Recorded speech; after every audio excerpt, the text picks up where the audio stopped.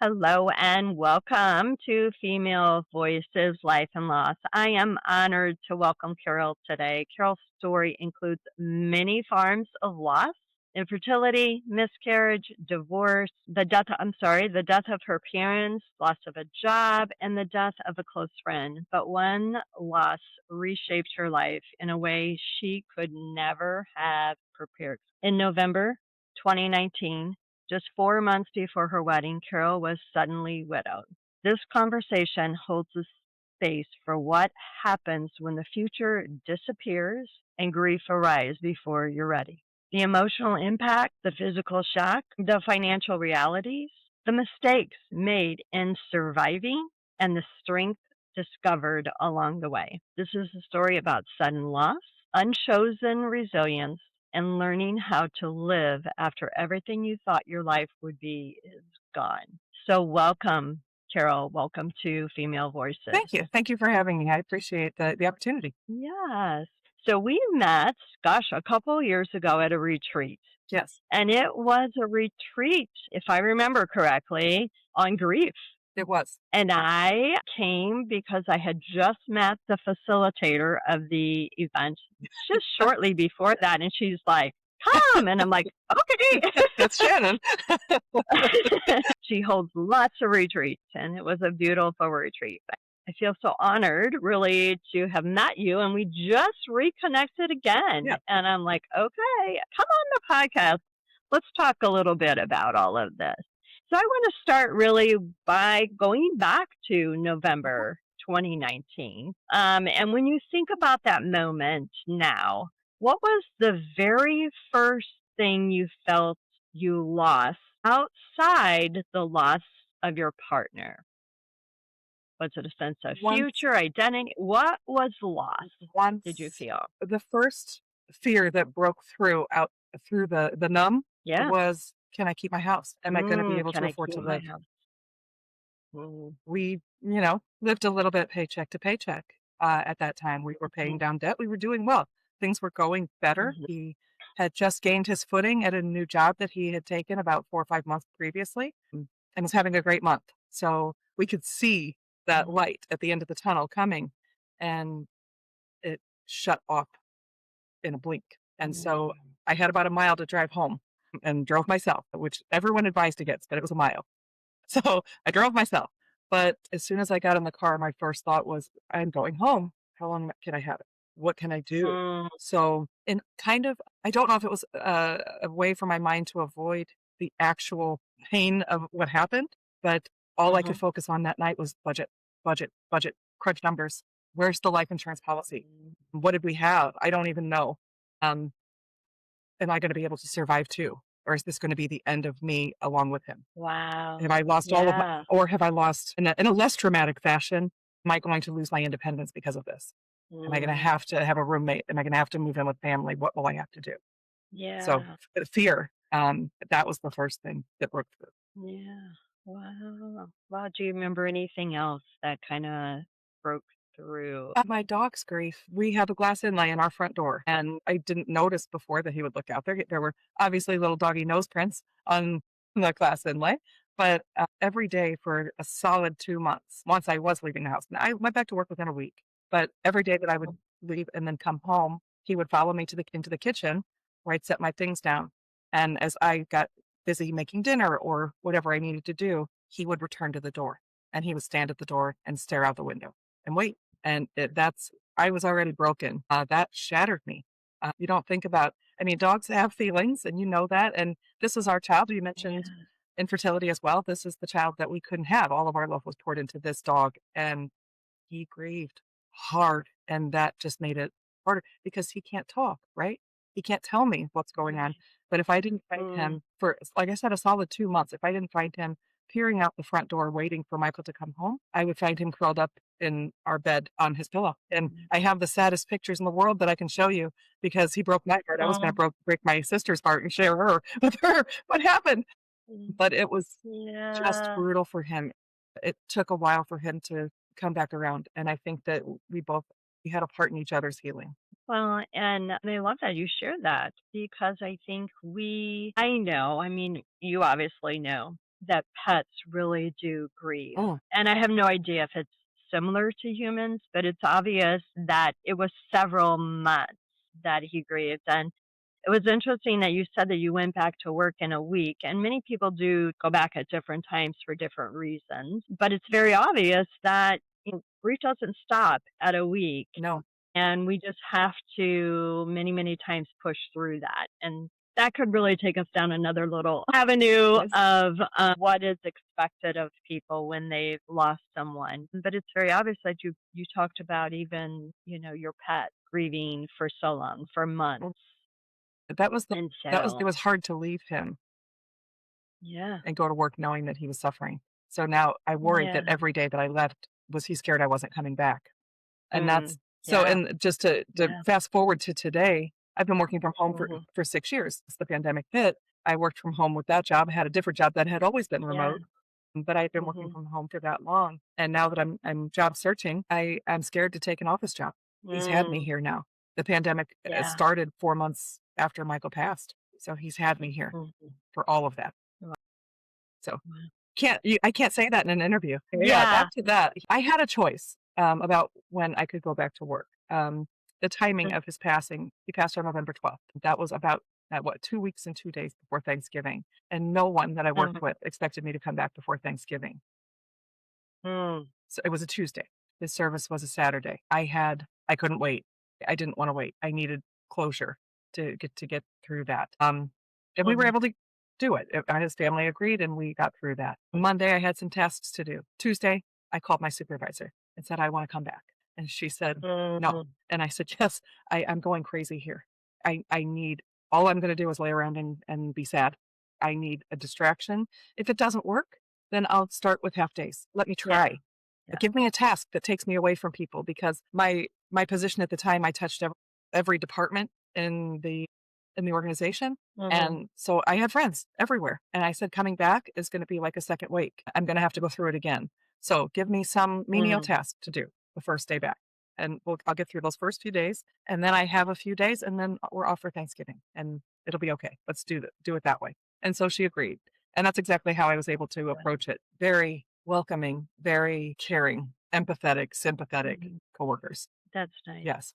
Well, and I think it was probably beneficial to go back a little and then have some time off and then come back again. Like you said, I think for employers many, many times coming back half days or with different tasks that, Oh, because you mentioned at the beginning, like just the brain fog yes. that happens. So with that, uh, my question would be with sudden loss, with really all loss in those early days, there is brain fog Mm, and it can last, a long time. Just so the listeners, mhm, brain fog just doesn't last for a week or two. Many, many times it can be 6 months to a year. Everyone's different. mhm. So just know that that doesn't necessarily leave quickly. But with that, where else besides emotionally, where Mm. physically did you feel grief in your body? I couldn't eat, and I don't say that, dramatically. Physically couldn't eat. I tried, and it Mhm, wasn't completely that I didn't mhm, feel hunger. I wasn't starving, but it wasn't like a raging hunger that I and couldn't eat. But I would mhm, try to chew and swallow food, and I couldn't. It would make me sick. So I mhm, physically couldn't eat. And I talked to someone within the first couple of days and who had been through sudden loss. It was her brother-in-law. And she gave me really good advice. And because she said his widow, her brother-in-law's widow, so her sister-in-law, experienced the same. And hers was a very sudden accident type loss. And mhm, she said she lived on protein shakes for a while, and I said, "I didn't think about that. I've been drinking water. I mhm, could drink a Slim Fast or something like that, I could do that and at least get some mhm, vitamins in, right?" And that's the other mhm. suggestion. She said, Right. "Make sure that you have a multivitamin so that you're getting what you need, and you can live on a protein shake for a little bit." And I probably did that for a couple of weeks. I misdirected, and I don't wanna say I lied, but Okay, then don't say on that. Thanksgiving, I went 3 different places, and I allowed them to believe that I ate at one of the other places that I was going, because Oh, how do you not eat on it's Thanks everyone in my family knows it's my favorite holiday. I love Thanksgiving and love the food, Mhm. but I couldn't eat still. It was about 2.5 weeks after I Mm, still was struggling. So I mm. people would say, "Oh, do you have to go to your mom's or do you have to go to this place?" I say, "Yeah, I do. I still have to get there. Just wanted to pop in and say hello and make sure everyone knows that I'm doing okay." No, not Yeah, true. doing But doing here fine. I'm here and I have to get over there. Mhm. And I know that every one of them thought that I ate at a different spot because I didn't eat at their place. Yeah, But it was a yeah, way, like I said, to kind of misdirect so that I didn't have to face the questions. Everyone yeah. was worried, and I know that, and I appreciate that. Of course. But there was Mhm. nothing I could do about it. I was trying, Mm-mm. Mm. but what I did do, very interestingly, because I saw this grief manifesting this way, and my weight has been up and down since I was in high school. I will gain a lot, I will lose a lot, and sometimes I maintain for a little bit and I gain it right back. So it's always been a Mhm. fluctuation. I sat on the Sunday before Thanksgiving thinking I'd already lost about 8 pounds in the space of about, less than 2 weeks. And I said, thought to myself, you always turn to food for comfort. Yeah. What if right now food's not an option? What if you turn to fitness? Mhm. Oh. You hear about the endorphins making you feel, that it boosts you, right? Interestingly enough, one of the girls at ladies, women at his newer job had come over in September, and because we had a little gathering for his work people, and we were talking, and I was talking about trying to lose weight, like always. And she asked what I was doing, and I said my 10,000 steps. I'm trying to get to 10,000 steps a day. And she said, "Oh, Mhm. well, cardio is great, but strength training will help you build muscle, and that will help burn the fat even faster." And I was like, "Oh, that's cute." Sure it will. Okay. Now I'm gonna be a weightlifter. Ha ha. So I just said, "Oh, okay, yeah, I'll think about that." Well, she had just gotten her personal training certification and that was one of Mhm. her last weekends at the job. So she was gonna be a personal trainer. So when I had that thought about turning to fitness, I immediately thought of her. And I thought, how do I Mm. find her? She wasn't my coworker. So I looked through other coworkers that I knew on Facebook, and I found her through them, and I sent her a messenger message and said just that. And she said, "I would love to help you." And I asked what she charged because I know it's not free. And of course, my income has just been cut in half. So I have to be cautious. Yeah. But she said, "Let me figure out a price and I'll work with you." And she gave me a price that was nearly half of what her regular rate was. And I started Nice. with her December 2nd. And she became a lifeline for me. She and we haven't spoken for a while. She's gone this direction, I've gone this direction. But for that first year plus, there was no one in the world I was closer to than her. There were days that I was, when you lift heavy and that's all you can focus on, the tears just rolled. And I didn't realize that it was helping me express Mm. grief too, but it was. So, Yeah. and I mean, I was doing it right. I wasn't starving myself. Once you start building that muscle, I was hungry again and I could eat. I needed to eat and could. So Mhm. it brought my appetite back, which helped everything. So I was eating. I learned better how to manage an intermittent fast because I had tried that before. So I was doing intermittent fasting. I was eating healthier, Mm. but still what I wanted to. If I wanted a Reese's peanut butter cup, I had a Reese's peanut butter cup. And I knew the hard work I would have to put in the next day at the gym. And from December 2nd until the beginning of April, I lost nearly 80 pounds. Right. Wow. It was life changing. The pandemic Well, kind of and shut what I down the would gym. So that year kind of yeah. started to filter up a little bit, and then, it has seesawed since, Mhm. and I'm on the way back Mhm. down. Well, and many times, I'll just say it sounds like you did it in a very healthy Yeah. way, because many times people will do one or the other, and that's why I asked what physically, with the grief happens. And many times people will lose weight very Mhm. rapidly because they're not taking care of themselves, they're not eating properly, whatever. Or the opposite, we feed our emotions Right. many times, and so then a lot of weight is gained. Right. And so it sounds like you were very in tune to what was going on, and felt a need to feed your body, but also strengthen your body, Well, because grief does a lot to our physical body. It really plays havoc on our nervous mhm. system. If we flood with cortisol, that's what kind of contributes to some of that brain fog and weight gain and all of those things. So Well, I love that you share that and there was if I with could the be audience. fully candid, there was a part of me, and I'm gonna go back to it because it has to do with the relationship I had with Michael. I was married before Michael, before I met him, and he met me in the process of getting a divorce. Mhm. That relationship we were friends, and we'll leave it there. It was not much more than that. With Michael, he taught me not only that I was lovable to other people, he taught me that I was lovable to myself. And so Mm. the gift that he gave me very early in this process of grieving, I knew that it paid no tribute to what he gave me to wallow. So I refused to do it. If of course I allowed myself to be sad. I, I don't like crying. I have my tissues here just in case it happens, but I don't like crying. I don't judge anyone else in the world for it, but I am very harsh with myself about crying. It comes down straight through my dad. My family will verify that. It's suck it up and be brave. That's the attitude. Yeah. All of my Mhm. siblings are that way. Some of them are easier to cry. I'm not, and I don't like the physical repercussions either for me probably because I avoid it. I get headaches. My stomach hurts. Everything just goes haywire when I allow myself a Mm. crying jag.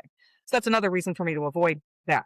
I've gotten better about it. My body didn't allow me to not cry. It's making me cry. And it is a great release sometimes, but there are, I mean, quite Absolutely. literally, there are times when I know I'm sad and I need to do it. So I'm like, all right, I'm going to put on the Family Stone and I'm going to watch the movie and it's going to make me cry. And then I can say it's because of the movie and not because of myself, right? Which is silly that way to justify it. But I'm not a crier.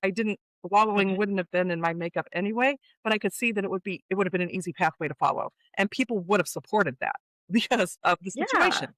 But I didn't want that. Sure. He gave me such a gift and he was fun. He was not a maudlin, let's hang around and be sad guy. He was silly and fun, and he would have wanted me to be silly and fun and share that side of him and make sure that people saw that part of him still lived in me, right? So I had adhered to Yeah. that and reminded myself of that on bad days to keep plugging through. You can do this. And the Mhm. only way, in Mhm. my opinion, there are a lot of opinions, the only way to process grief is to walk straight through it. If you try to avoid it, it's just going to sneak up on you later. Oh, And yeah. then you might Mhm. not be prepared for it. So if you've got to face it head on, you've got to walk through the fire and to get through to the other side. And you are Yeah. always going to carry some of that flame with you. It's never going to go out. You're going to have it. There's Yeah. always a tinge of sad, always a little tinge of bittersweet, even in good moments. But it Yeah. doesn't overwhelm me because I walked through it. Uh, Yeah. but because of all of that, I say he gave me such a great love. He passed when I was 44 years old. I know that's not a spring chicken, but it was not old. And I didn't No. want to spend the rest of my life alone. So I knew that there was going to come a point that I was going to want a relationship. And like I said, if being very candid, that was another big motivator to get in shape. So I was like, Yeah. you've got to feel good about yourself and you have to feel that you're attractive before anyone else is going to find you attractive. So Mhm. get your booty in Mhm. shape. And it was a heavy motivator. It worked. Now, many times people talk about being in survival Mhm, mode when they are going day to day with grief, just surviving one day at a time. mhm. Do you see that? Did you experience that? And when did you experience that? Because it sounds like survival mode, maybe not with immediately going pretty much back to work and Mhm. immediately pretty quickly working out to take care of some of the physical health things that you're feeling and you wanted to overcome. But was survival mode somewhere in there at I all? think it was the whole process because as much as I say you have to Okay. walk through it, going back to work, I was avoiding it. And I know that. So I say I walked straight through it. I did. I did for the most part. Mhm. But I Mhm. could have taken more time off. I needed distraction.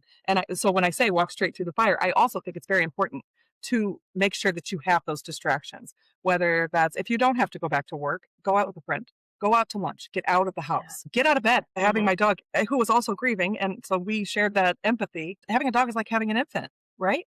So Mhm. I had to get up every day. He had to be fed. He had to be He let had to out. go out. There wasn't an option to stay in Yeah. bed, so I had to. But there were ways, of course, on specific days that I avoided through the process because Mhm.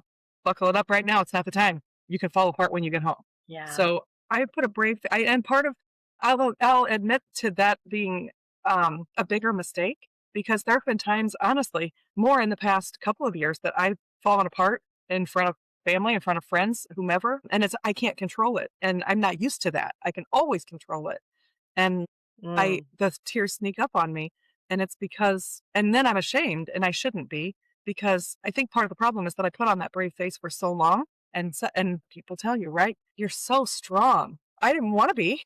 Yeah. I didn't want to be strong. Yeah. I'd rather be weak and have him here. But Yeah. I didn't get that option. So yes, if being strong is moving forward with my life, I'm strong. Mhm. But I Yes. hid a lot of the hard moments, so people didn't realize how deeply I still grieve. Mhm. And it would just take sometimes just a little pinprick, and the dam would burst. You got to be a part of that actually on the grief retreat because I started talking. Right. I volunteered to go first. I don't mind. I'm a talker.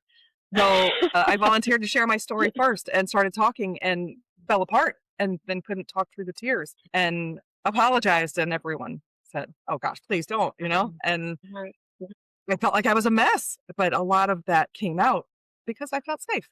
That's a good thing too, though. And it needs to come It out, does. and I think that's what people really need to understand, that we are taught many, many times from when we're very, very young to hold it in.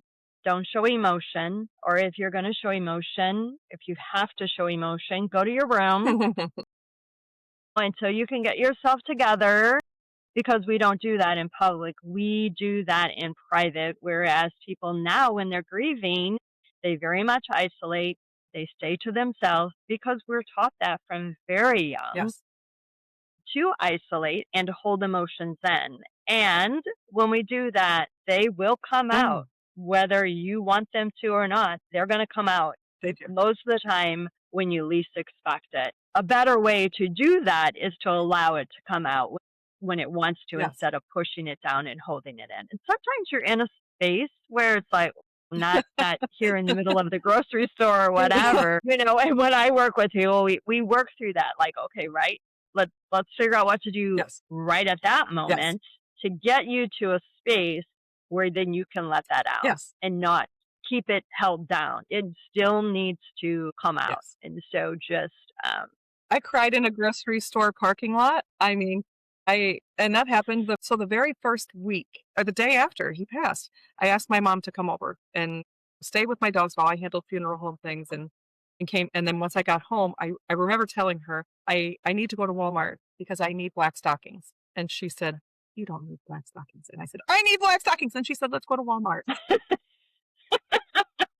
So I got in the car. She didn't drive, but I drove and went in. And I don't remember going in and getting them, but I did get what I needed and came back out, and I was fine. Fast forward maybe a week, I needed to go to the grocery store, so I went into Walmart, got my cart, pushed into our Walmart, and there's the produce section to this side, and there's clothing to this side, and I needed to go both directions. And I looked over here, and here was a young couple laughing with each other. And so I quickly looked away. And on the other side, there was an older couple picking out produce. And he reached for her hand once they mm, put it in the cart. And I fell apart, left my cart, and walked outside and cried in the parking lot. And didn't go to the grocery store for yeah, a week. I made do with what was in my house. yeah, So it took some time going by yourself. We did grocery shop yeah, together. Um, and it was never a calm traditional shopping experience. I would walk up the aisle, I'd find him, walk up the aisle and go to hold his hand, and he'd pull his hand back and say, "Get away from me, lady, I don't even know you." So it was always silliness, uh, but when you walk in, you don't expect it. When he did it, I was embarrassed. I was like, "Told you." Yeah. Now I walk in and I want to laugh about it, but it makes you sad, especially in the sure, early stage. sure, So it's getting past those are those milestones people don't think about. People think about the first Christmas and the first New Year's and the first birthday. But walking into the grocery store the first time by yourself, that first day because I went back to work yeah, because I wanted to, right? And that was my choice. And it was a good day at work. I even worked later and no problem. And I got in the car to mhm, drive home and I picked up my phone to call him as soon as I got in the parking lot. It's habit. mm, And you don't think about it until you do it. yeah, One of the other things I noticed, yeah, going back to the question about physical, that I want to bring up, because I'm actually going through it again, and I know it. I recognize the sign now. good, With the grief and the stress and weight loss, my hair started to thin, mm, and I've I've got a mop of hair here. I always have had very thick hair, but it thinned out a lot at the ends. It was breaking. That's the reason I said I don't know if I can find them now, but I've got baby hairs here that are growing around the hairline. Uh, and that's what nice, was happening. So I talked to my stylist at the time and I said, "What is going on with me? This doesn't make any sense." And she said, "A girl, with everything you've been through?" This is Stress. absolutely common. And she asked what hair products I was using. And she said, you need salon quality hair products right now. I was forbidden to put my hair up in a messy bun on top of my head.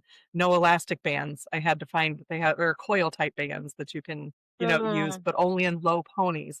She said, we're going to have to cut and you're not going to like it, but we're going to have to cut. And so we cut probably maybe 4 inches or so off my hair, and I lost about 7 or 8 because of the curl. I hated it. I used apple cider vinegar. I started taking biotin, a vitamin, all of these different things mm, to try to bring my hair back, and it came back. It did come back. It took about yeah. 6, 8 months, but it came back. Yeah. Right now, I'm losing weight again and stress, and so I've got the baby hairs here. So I just ordered my It apple is. cider vinegar again, and I've been taking Yeah. biotin for about Yeah. 2 or 3 months, knowing that I'll be stressed. But yeah, that's a physical manifestation. My nails my fingernails went a little weird. Yeah. I feel like this is not researched by me, so please, if it's not vetted out or if you don't know about the symptoms, but I feel like it affected the functions of the skin more than anything. Sure. So I broke out a little bit more. My nails weren't right. Mm-hmm. My hair was affected.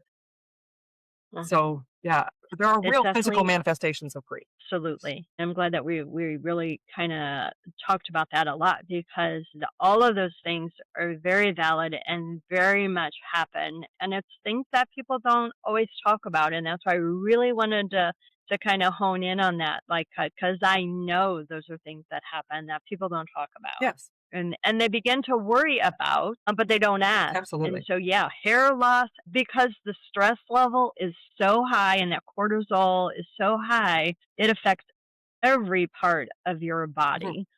And just know that awareness. And I know from all of my time working with grief, in fact, experiencing this right now with a client that I will start with shortly, if you don't release the grief from your body will begin to have Mm. physical major problems. Yeah. And I say that like that because I want you to really think about that, Mhm. that there are illnesses that will come, um, heart conditions that will come, lung conditions that will Yes. come, cancer that will come if the grief is not addressed. Yes. And so I know this, and like I said, I'm getting ready to work with somebody that is experiencing a lot of that right now. Yes. And so we are going to work really, really diligently to get some of this grief out of her body. And we know that more grief comes. And so when we put it all on top of each other, it's working off those, I'll say, layers, Yes.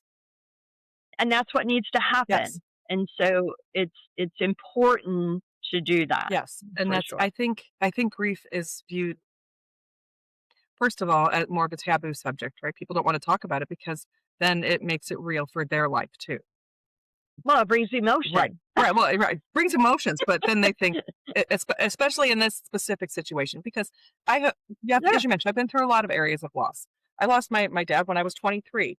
My friends didn't want to talk about losing a parent at that age, you know? No, no, Um, no. Infertility didn't become a factor in my life until much later. But there's a lot Mhm. of loss there, and some of that is a little taboo. People don't like to talk about it necessarily, but You're right. it's becoming more common, which is great. Mhm, I've never seen people shy away from the discussion as much as this one, being widowed, mhm, especially young. When you're widowed young, it was either that friends didn't want to talk about it because it made it real in their life that they might lose their spouse, and that it's possible now mhm, someone that they know. He was mhm. 41, I was 44, but he was 41, very young. But I also think there was some element of, okay, well, is she going to be out looking for her replacement? So I mean, some Mhm. married friends pulled back from me. It's a very weird Yeah. phenomenon. I didn't want anyone, I wanted Mhm. Michael. And people pull back because of fear. And Sure. that's natural. I Mhm. understand. But I think grief is treated with this taboo part of the subject. It's treated too often as a mental type of illness, an emotional illness, and it is a physical Mm. illness, and that needs to be known and respected. Yeah. I did have a couple of medical professionals who were great about that. Okay. It was recommended very early that I go, I'm going to use the phrase that was used for me, get something to help me through it. And I said, I don't want to numb the pain. I want to feel it. because I think numbing it only delays it. So that's part of Right. what I meant about walking through it. I did not get anxiety or Mhm. depression medication after he passed. Wanted to, I wanted to be sad about it. I wanted to feel all of that. I didn't want something to lift my Mhm. spirits about this. I needed help sleeping. Mhm. 'Cause I couldn't Mhm. sleep. So I took a Benadryl if I had to. And then the first prescription that I was given, because I did seek that out. The pandemic was the instigator for that. 4 months after he passed, and in March of 2020, everyone went through it. I wasn't alone with that part of it, but I was very alone in my house. And it put a spotlight Mhm. on the loneliness when there was nowhere to go. There was nowhere I could go to be around people, and you had to shelter in place. And remember when the president came on TV on the last Sunday of March, and extended shelter in place through the end of April. I burst into tears. The Mhm. non-crier burst into tears, and I called my sister incoherent, and the one sister that I have that can understand me when I'm incoherent. And I told her, I need help. I think I need help. And that's when I got on an anxiety medication. It Yeah. was more pandemic induced, but through the grief, Yeah. and that was necessary. Yeah. But I Yeah. but the reason I kind of laughed about the reason using Benadryl as a sleep aid, the prescription that they gave me first to help with sleep was hydroxyzine, which is Benadryl. It's an allergy medication Mm. that has the side Yeah. effect of, sedative effect. It does work, it helps you sleep, but it doesn't help you stay awake when Yeah. you need to function. So Yeah. I had the tools to lean on. I didn't lean on them very Right. long. Yeah. Well, and I think that's important for people to know that if you need things Mhm. at a certain time, that's okay. Yes. This not something that you want to continue, Well, for long, long periods of and that time. it's That's okay. just not the best Right. to do. It's okay for it to be at your pace. I don't feel like necessarily, and that the Mhm. right time is different for everyone. But within that first week, you don't even know who you are yet. So getting on Right. medication, they shouldn't be prescribing something that quickly. To help you sleep, perhaps, yes, but Yeah. not anything beyond that. Yeah. It For takes only that. several weeks even to Yeah. get into your system. Most of those medications have to be taken daily to get Mhm. into your system Mhm. appropriately, and you don't even Mhm. know what's going on in your life at that point. Mhm. So Yeah. waiting until you know what you're gonna go through, what your feelings and your real emotions are gonna be following, I think Mhm. is important. But Yeah. that's a discussion for a medical professional and yourself. Yeah. Yeah. And I had that. And then, For like I sure. said, I got on that and I went off of that and then made it through until I took medication for probably about 6 weeks. And with the baby about to come, that brought up not just the grief of him not getting to meet her, but the grief of not being able to have one with him. Sure. So there was no resentment. It's going to sound like there was, or and maybe a little jealousy. Maybe that's No. fair, right? No. But it wasn't a resentful, mean, because his family and I are very close, love them dearly. His sisters are my sisters. His parents are second parents to me. Nieces and nephews are Yeah. mine. I will take them, and they know that, so they better be careful with them. But when Carly was born, I felt a special kinship with her because I feel like she met him before we met her. Sure. So especially when she was an infant, when I held her, I felt him all around me. But here I see that she's got my sister-in-law has this, wonderful little son who's adorable and now a perfect little baby girl. And I went home by myself. And it Sure. was really hard. So like I said, then I went back to her and I said, Good. okay, what you gave me really wasn't working. Can we try something else? Because I don't think I Yeah. need more help sleeping. I'll figure that out. I've always been a bad sleeper. I need help functioning during Yeah. the day. Yeah. So she gave me something that Yeah. I took in the Good. morning rather than something I would take in the evening, and it helped. Good. Got me through the holidays, Good. and then I was good again. So, yeah. So I want to go back to really the beginning of this. We talked about you, Michael, dying Mhm, 4 months before the wedding. So you're preparing for a wedding. You're preparing to share your life with yes. him. How did that losing what I will say your future, Mm, what you had envisioned, the plans, how did that change your identity? How did that change? Were there things that people maybe didn't recognize were going on with you? What else? Because we talked about, the loss of him. mhm, We talked about kind of some physical losses. yes, We talked about some brain fog. yes, Many times there's loss of other things. And one time, one good would be like who are you? And we talked about this, Yes. and I really introduced you as a sudden Yes. widow. And we talked about this Mhm. about a week ago. Yes. So, how preparing for a wedding, how did identity It change? was horrible. I guess there was really a loss of Right. identity there And for as sure. I mentioned, And finances, you talked about of finances. course, Like, how did you manage that? I'll talk about both. I vividly remember within the first month or so crying on the phone with my mom, and that's I've always been close to my mom. I was very close to my dad, total daddy's girl. She frequently Hmm. says you're just like your dad, and sometimes that's a compliment. But I feel like I kind of took on that role with her, replacing my dad Mhm, kind of mhm, in a mhm, personality wise. mhm, But when my mom was widowed at the age of 58, that's still very young to be widowed. It's not well younger than the typical age you would expect. My dad had been sick for 10 years, so you can say that you prepared for it. You're never prepared for loss, even when it's expected. You're not prepared for it. But we kind of had a different kinship after this happened. She's someone I knew I could talk to. It was a very different situation, right? She had been married mhm, for 37 years, had 6 kids, had grandchildren when she experienced losing a husband. I mhm, was right on the cusp of all of it. So it's a different loss, but we still had this widow connection, right? So I mhm. remember calling her, like I said, within that first month or so, and crying and saying, I don't know what I am. I can't call myself a widow. I'm not. And she said, you stop now. You are a widow. You lost the person that you plan to spend the rest of your life with. You're a widow. And I never looked back from it. There are people who are Okay. cruel, who cruelly point out, oh, well, if you weren't married, you can't call yourself a widow. It's nonsense. It's nonsense. The level Mhm. of commitment that we had is more than some people who have been married for 25, 30, 40 years. Yeah, I agree. I agree. So I am a widow. So my mom helped me find my identity back. Do I want to be identified as a widow for the rest of my life? No, No. no. I'm also Carol. I'm a different person. I am a dog mom. I'm, a homeowner. I'm lots of things, but I am also Yeah, widowed, yeah, and it's okay for me yeah. to. I want that to resonate with people who lost a boyfriend, a girlfriend, fiance, whatever that is, and husband and a wife. I want people to know that it's Mhm, okay to extend that definition. There mhm, is a legal definition, but there's also a dictionary definition, and they're very different. mhm. And there's no one who knows the difference more than I do. But yeah, talk to someone who's been widowed. If you feel like you can't find your footing and who you are. I wasn't a fiance anymore, and that was hard. I think what making it through that first year, knowing that I was okay to stand on that widow platform and launch from there, I was okay.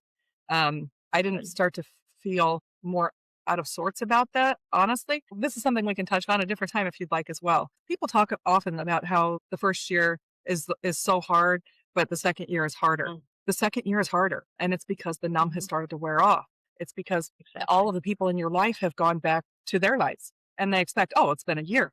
And so you don't have that Mhm, support system. You've been through your year of firsts, and so you look up to those years and or those milestones and say, okay, I made it through the birthday. I made it through 4th of July. I made it through whatever it is. And then mhm, that's in the past. And so I got through all of mhm. those firsts, and it was middle of November. It was a sigh of relief. And then Thanksgiving was right around the corner. And that Thanksgiving was harder than any of the holidays in the Sure. first year combined because now everyone expects me to be okay. And then I was wondering, what's wrong with me? Why am I faltering through those next 6 weeks of the holidays? I can't be happy. And I should be happy. I should be okay. And after the Mhm, first of the year, I really started to fall apart. So this would be the first part of 2021 when he passed in 2019, right? mm. And I couldn't figure it out. And then one day I caught myself saying, my fiance passed away last year. And I went, that's it.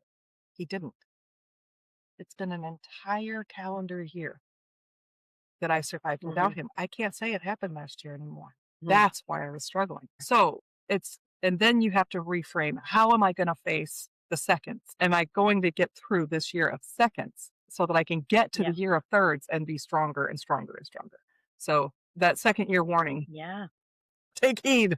The second year is a little bit yeah, more of a struggle. yeah. It is, and it's exactly what you said, that the fog is lifted, and now people are expecting differently of you. All of those things happen, and many, many times, and I've shared many, many times on the podcast how difficult, and I've had people talk about how difficult that second year Mhm. is, and it's exactly that. those two things are number one and number two. There's probably others underneath that, but Sure. those are number one and number two. The fog is gone. The shock is subsiding.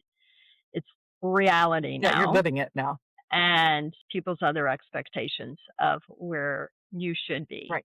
Something over it or whatever they want to say. that really just needs to get tossed Yeah. out the window, because people have asked, what do you say when someone makes a comment about how you should be grieving? And I said, that depends on how much you love and respect that person. If you love and respect that person, then you respond with kindness and know that it comes from a place of love and Yeah. care, and that they just want you to be happy. So you take a step back.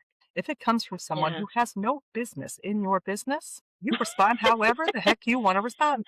So None of your business. there was someone who continued to get at me and tell me how to grieve and what to do, who I didn't really care that much about. So I said, thank you. Tell me what it was like when your fiance died suddenly. What did you do? You're right. That didn't happen to you. You have no right to tell me how to act right now. Yeah. None. Good for There's you. no one. And that's, this is a conversation that I've had with Michael's family, with my family. No one grieves the same way, and that's okay.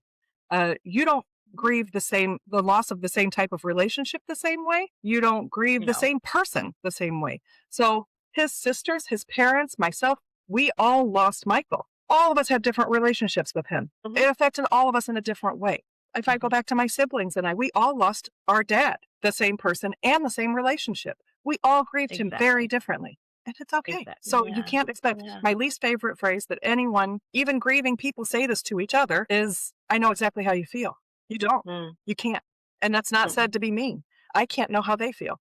You can't possibly know how another person feels, no matter what. And that's with regard to anything, not just grief. You cannot know how another person feels. I prefer to say something like, I've walked a similar path, so I'm happy to share my experience if that will help you. Never, I know exactly how you feel. Good information. As we're winding down, I have one more question that I definitely want to touch on before we conclude. It's looking back at really all of the decisions. Some of them had to be made very, very quickly. Some of them a little bit longer. With the decisions, were there mistakes made while surviving? Yes. That you understand now with more compassion? Yes. I'll talk about a superficial and then one that takes a little more depth. First, I couldn't breathe in this house. Finances were a little bit different. I was trying to figure things out. I did get a promotion at work within about a month or so after he passed, which kept the wolf from the door. I was smart about a couple of things. When we had a car loan and we had a personal loan, and when they asked if we wanted the insurance on the loan through the credit union that we had these loans, I said, yes, you pay that first before when you're making the payments, that part is paid first. Because of that, I had a loan that still had 4.5 years to go, I think, and one that had 5 years to go. And both of them were paid off. So we had bought a car in January, and in November it was paid off because I took the insurance on that loan. Highly recommend. When you have a loan, take the insurance, because that's exactly what it's for. That freed up $400 a month for me between those two loans. We had a small life insurance policy. If you do not have life insurance, if you know you need life insurance or you need something that would pay off the bills, if your investments would not pay off the bills and set you up so that you can live, you need life insurance. And you can get a small enough policy. They're affordable. I made that mistake. So learn from my mistake. We had a very small whole life insurance policy for Michael because it's what we could afford. What I learned after he passed is that if I had bought a term life insurance policy, I'd have had 10 times as much insurance. So I had 25,000. I could have had over 250,000. And that's a painful lesson to learn. So that's a mistake made before he passed that I paid for after. Now, did that money help pay off some things and it paid for his service, his funeral? Yes, it covered what I needed, but it could have paid off my house. I could have done more for myself. So financial mistakes there that were made. But in this house, I couldn't breathe. I knew I couldn't move. I mean, I wasn't going to try to get another mortgage somewhere else. And I didn't want to leave the house, but everywhere I looked, he was. So the first thing I had to do, because my dog, being alone and grieving, ate my couch. So I had to buy a new couch. And I went to the store. He was working at a furniture store. And I went in there and I asked for help. And so they steered me this way, and it had to be ordered. And so I got that taken care of. Couch and a couple of recliners. Great. replace the living room furniture. Well, they were so kind to me. He had complained for months about how much he hated our mattress. Especially once he started working at this furniture store. And he wasn't quiet about it. He complained at the store. He complained at home. He wanted a new mattress. Well, they do an employee sale every year. So that's what we were waiting for, was the employee sale. For a week after he passed, one of his coworkers texted me and said, Michael had mentioned how much he hated your mattress. And I said to her, he wasn't quiet about it. I know he hated it. And she said, well, we decided that we'd like to go together and replace your mattress because we think he wants you to be comfortable. And I said, no. And she said, yes. And I said, I can't accept it. And she said, you're going to, or we're going to pick it out for you. You better come in and try it out. And so I asked if I could think about it. And I said, came back and said, okay, we also wanted an adjustable frame. Let me buy the frame. Let me buy that adjustable frame. And then I will accept the mattress. And she said, I'll accept that, but you have to take the employee discount on the frame. And I went, okay. I mean, I'm so grateful, but I felt so bad, but that's what we did.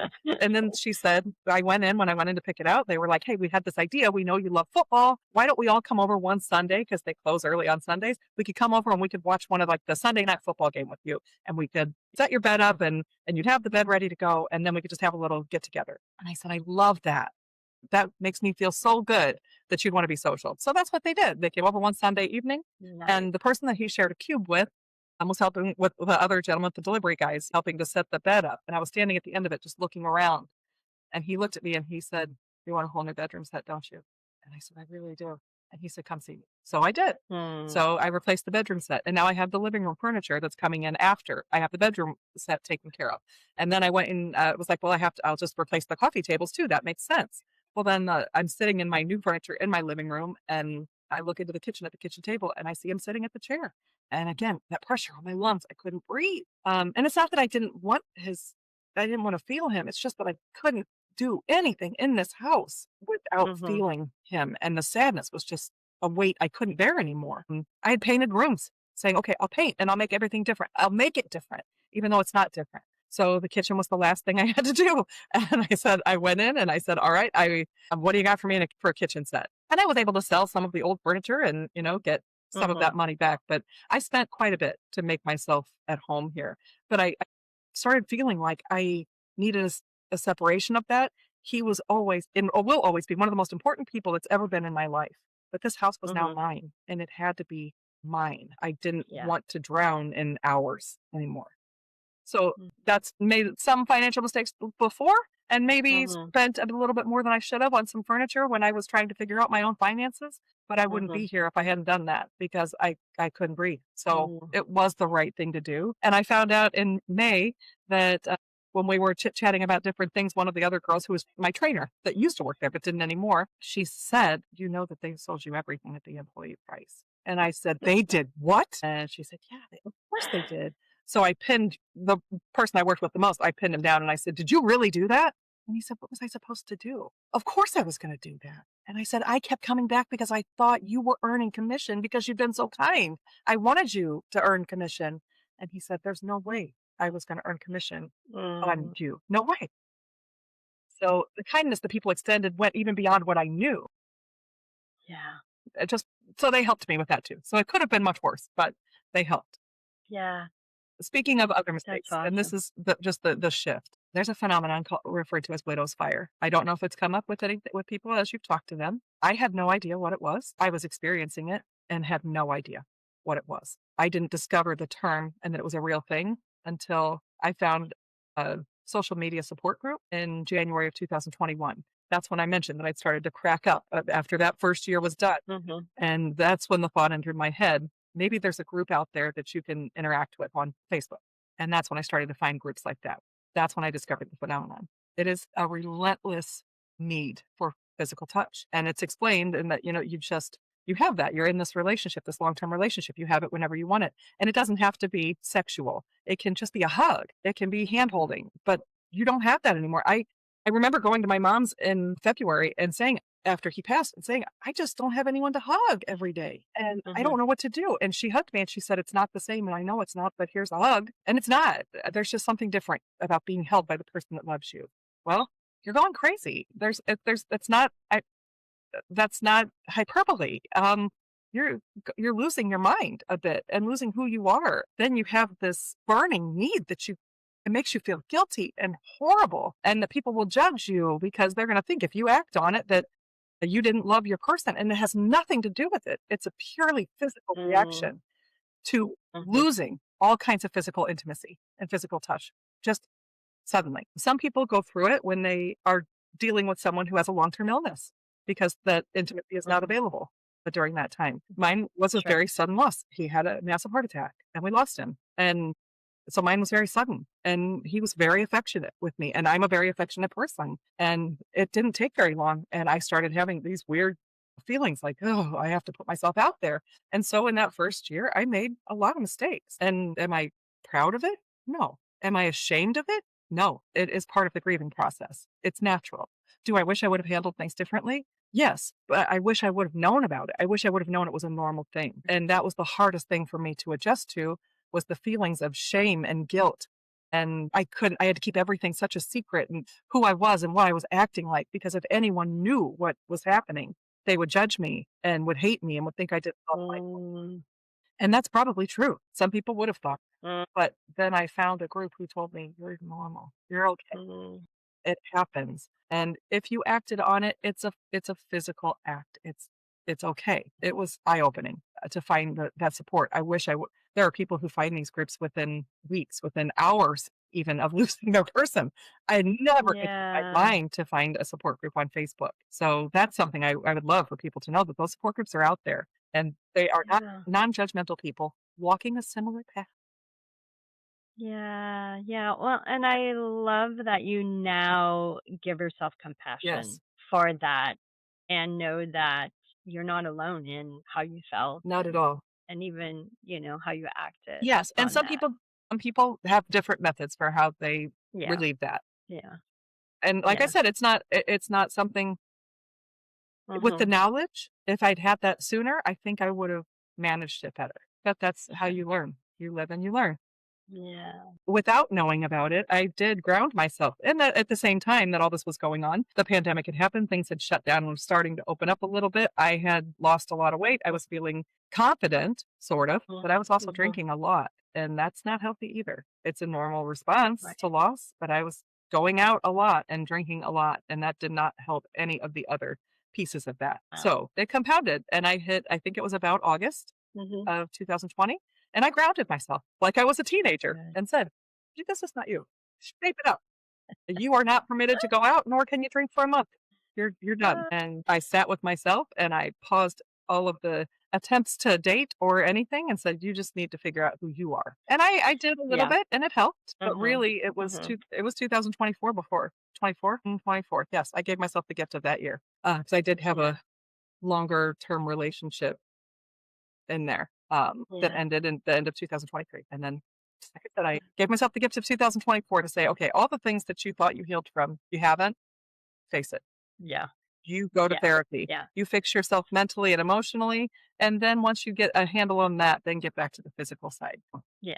I love that you share that things for other people to think about and understand. And I think the big takeaway that I took from Mhm. that is some of those things were happening because you had not what you said. You had not healed from Yes. many things. And I think we that happens Mhm. a lot that people are not completely healed and you're not always Sure. completely healed from it. You're still going to have grief, but there's big chunks of healing that need to happen Yes. so that life um, is better and um, and that you're better, Yes. just physically, emotionally, mentally, for sure. So I have really enjoyed our conversation together. Me too. I know we could talk for For hours, sure. which we have, and but I'm not sure that the listeners will listen for hours. Not till But one session. We've got time. yeah, they might have to pause in the middle and come back to it. It's okay, no problem. We're still here for you. But I want to thank you, Of Carol, course. Thank for you. just being honest, your courage, your compassion, really, to bring your story to share with other people to support them on their journey. Your voice really reminds us of those sudden Mm. losses. That doesn't just change our lives, it changes us. Mhm. And the healing doesn't mean forgetting or moving on, but learning how to live after those losses. Yes. So, for the listeners, if this conversation stirred you, something in you, know that you're not alone. Grief that comes without warning can feel isolating, but there's support. We're here for you. Understanding and hope is available. So, thank My you pleasure. for being part of Female Voices Life and Loss, where women's stories are honored and held with care. Until next time, be gentle with yourself.